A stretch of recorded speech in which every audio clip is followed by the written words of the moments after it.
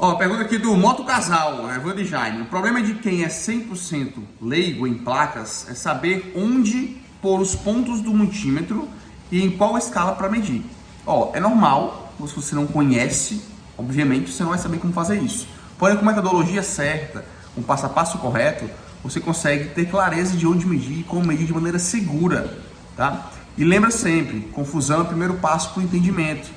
Então, se está confuso no início da jornada, é normal, você está buscando entender algo novo, que você nunca viu provavelmente.